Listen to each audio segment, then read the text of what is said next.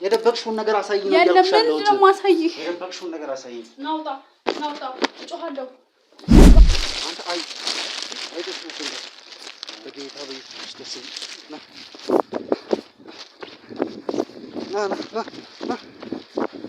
የጠራሽ እኮ ነው። ማነሽ? ናት ካሊ ነው ብዬ አነሳሁላት ስልኩን።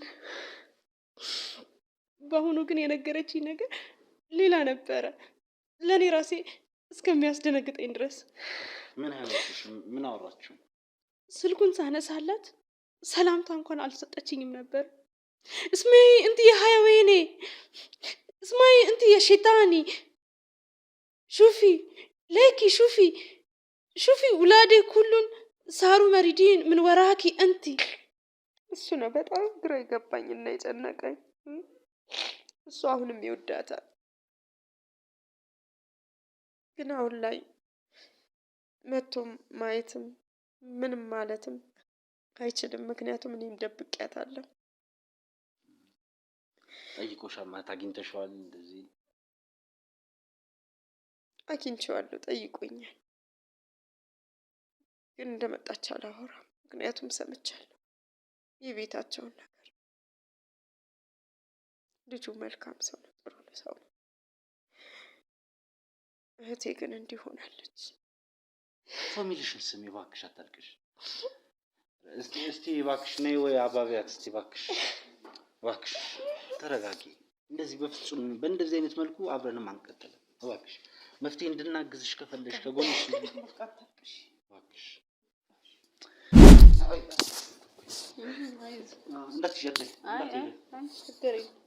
ችግር የለም፣ ምንም አታረግም። አዎ ያው መበለት ነው የሚባል ኖርማል እንትን ብዬ ቆራርጬ እንደ ስጋ ከትፌ ነው የምሰራው ማለት ነው። አዎ እና እየታሳርዳለሁ። ኢትዮጵያ ውስጥ አለ እንዴ ማለት ነው? ኖርማል ነገር ነው። ያለሱ ራሱ ምግብ መብላት አልችልም። ለምን ጉዳት አለ። በእኛ ሀገር ስትሄድ በሃይማኖትም በምንም ያው ልክ ያልሆነ ነገር ነው። ግን እነሱ ጋር ሳይሆን ምናምን እንደውም በጣም አድነው ፈልገው አርብተው ሁሉ ነው የሚመገቡት እና ኖርማል ነገር ነው ብዬ ነው የተቀበልኩት። እኔ ራሱ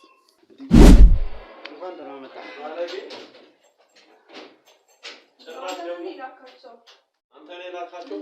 ቁጭ በይ አሁን እዚህ ቁጭ በይ። ደግሞ ምንድን ነው ስትሰሪ ነው? ቆይ ዞር በል አይደለም እኮ በቃ ቁጭ በል አሁን። ቁጭ በልና እናወራለን። እሺ ቁጭ በልና እናውራ። በዚህ አይነት መልኩ እናውራ። ቃል አይተግባባን። በቃ እያወራሁ እኮ ነው ያለው። እሺ ቁጭ በል አባት። ለካ አንተ ነህ ላክብኝ። ቁጭ በል አንተ። እሺ አንቺ ማፈሽ ቁጭ በል። አንቺ ሌባ ያው እስካሁን ተረጋጋ። እኛም እናሳየው ነገር ስላለ አትበሳጭ። ዛሬ እንደዚህ መሆን ምን ማለት ነው? ተቀመጪ ነው እንትናት ልደረድብኝ ነው ሌላ ተጨራሽ። ለካ እሱ ነው የላከ። ማንም ይላከኝ። ሰላም ውድ ቤተሰቦቼ እንዴት አላችሁ? በያላችሁበት የዓለም ጫፍ ሁሉ ኢትዮጵያውያንና ኤርትራውያን ሰላምታ ይድረሳችሁ። ዛሬ አንድ ለየት ያለ ጉዳይ ገጥሞኛል። ይሄ ጉዳይ ደግሞ የእውነቴን ነው የምላችሁ ካያችሁት በኋላ የምትደነቁበት እንደዚህም አለ ወይ የምትሉበት ጉዳይ ነው። አሁን ቀጥታ ወደዛ ነው የሚሄደው። ከዛ በፊት ግን ለዩቲዩብ ቻናሌም አዲስ ሆናችሁ ካላችሁ ሰብስክራይብ አድርጉን። ሀሳብ አስተያየቶቻችሁን ኮሜንት መስጫው ላይ ያስቀምጡልን። ሰብስክራይብ አድርጋችሁ የደወል ምልክቷን መጫናችሁም ደግሞ እንደዚህ አይነት ታሪኮችን ሰርተን ወደ እናንተ በምናደርስበት ጊዜ በቀላሉ መከታተል ያስችላችኋል። በድጋሚ ስለ አብሮነት ቆይታችሁ የእውነት እጅግ አድርጌ አመሰግናለሁኝ። ወደ ታሪኬ እንሂድ። እሺ ቤተሰቦች ከባለታሪካችን ጋር ተገናኝተናል። ባለታሪካችን ላግኝክ ማውራ ጉዳይ አለ ስላለኝ ነው ዛሬ ወደሱ የመጣሁት። ምንድነው የሚያወራን የሚለውን ደግሞ በዝርዝር የምናይ ነው የሚሆነው። እንግዲህ አብራችሁ እንድትቆዩ ጋብዛችኋለሁ። በድጋሚ እንኳን ደህና መጣ።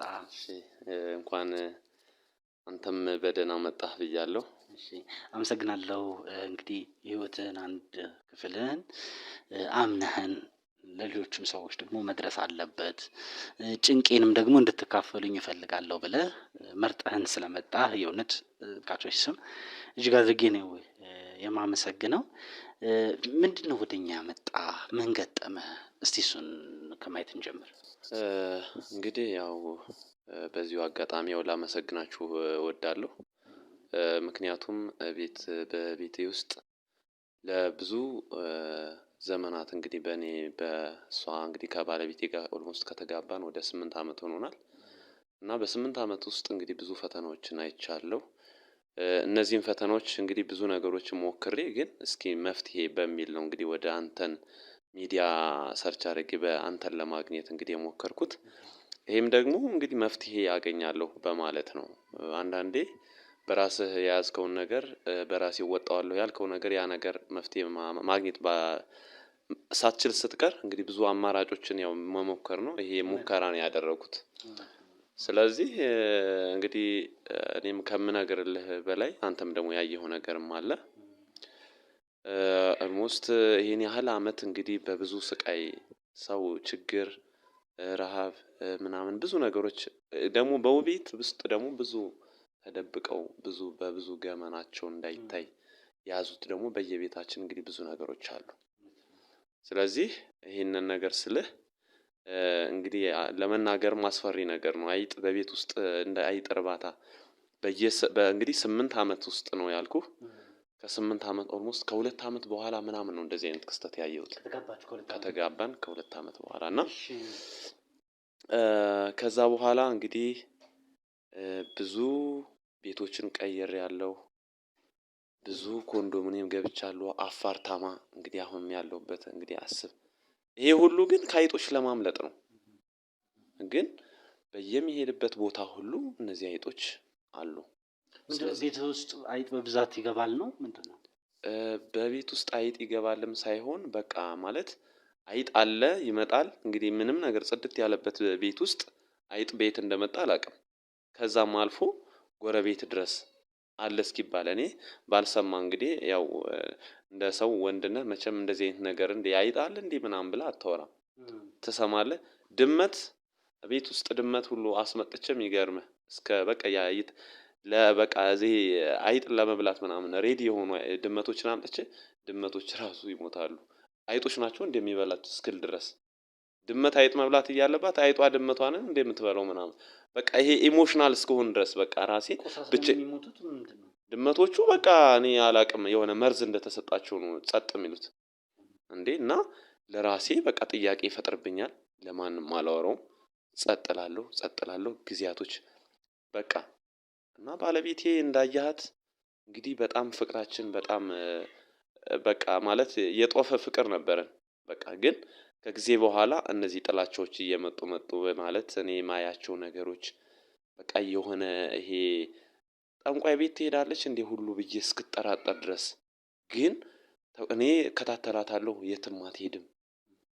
በቃ ማለት እኔ በቃ ሌላ ነገር ይሄ ጂፒኤስ ምናምን ሁሉ እያሰብኩ ነበር። በቃ ማለት ይሄ አልባሌ ጥርጣሬ ውስጥ እንድትገባ የሚያደርግህ ነገር ግን ለምንድነው ይሄ እኔ መፍትሄ ላገኝ አልቻልኩት? አንደኛ በእምነቴም ደረጃ በቃ ሌላ ነገር ውስጥ ወደ ጸበልም ወይ የሆነ ነገር ምናምን መፍትሄ ወደሚሰጠን ቦታ እንኳን ሳናግራት ኢቭን እሷ መልስ አትሰጠኝም። ይቅርታ አድርግልኝና ነገሩን እያጠራ ነው እንድንሄድ ተመልካቾችም ግንዛቤ እንዲኖራቸው ስለ ነገሩ እንዲያስችለን ነው ማቋረጥ። እንግዲህ ባይጥ በጣም መቸገርህን እያወራህን ነው። ከባለቤትህ ጋርም ያለውን ነገር አውርተናል። ባለቤትህንና አይጦቹን ምንድን ነው የሚያገናኛቸው? አሁን ቀጥታ ሁለቱን ሊያገናኛቸው የቻለው ነገር ምንድን ነው?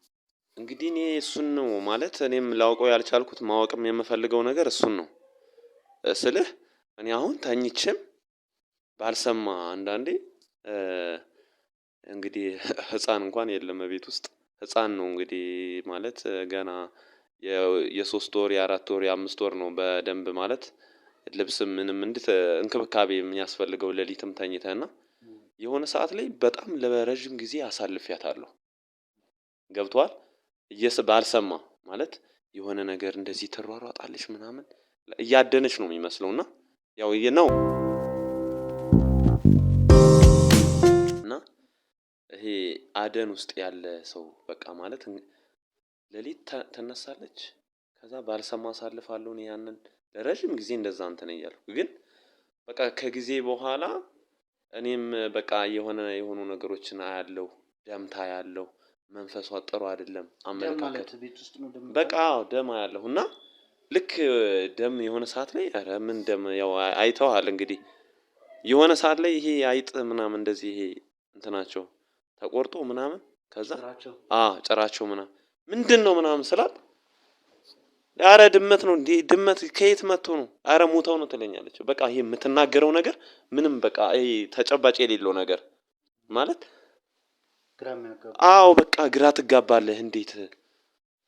ከዛ በኋላ በቃ ማለት እኔ እንደ ይሄን ያህል ስቃይ ውስጥ እስካለው ድረስ እንግዲህ አስበው።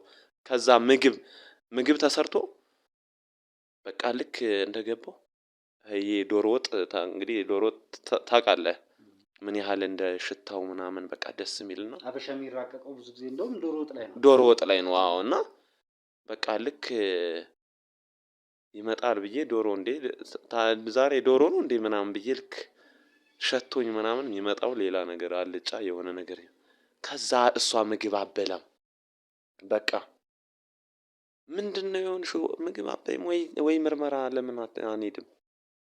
እኔ ምን ሆኛለሁ? እኔ እኮ ጤነኛ ነኝ። ለምን ደስ ይለኛል? የሚሸት ምግብ አይቀርብም ማለት ነው። አይቀርብም ጭራሽ። እና የሆነ ሰዓት ላይ ምን እላለሁ በቃ ይሄ ራስን ቤትን እስክትጠራጠር እኔ ላጣድፎ እንዴ ምናምን እላለሁ ገብቼ እንዴ።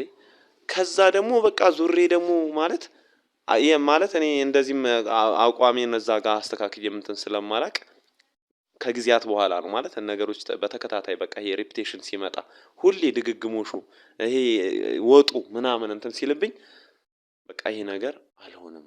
ከዛ የሆነ ሰውም እንደዚህ ምናምን አማከርኩ። ግን ሳማክርም የሆነ ችግር እንዳለ ምናምን ቤት ችግር አለ በቃ ምናምን ማለት ነው። እና በየሄድክበት እንደዚህ የሆነ ነገር የሚሆን ለምንድን ነው ምናምን አለኝ።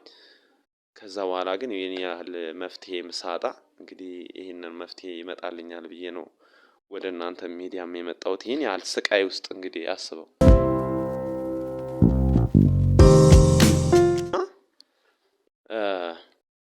በጣም ማለት በጣም ሙያ አላት፣ ሙያተኛ ነች።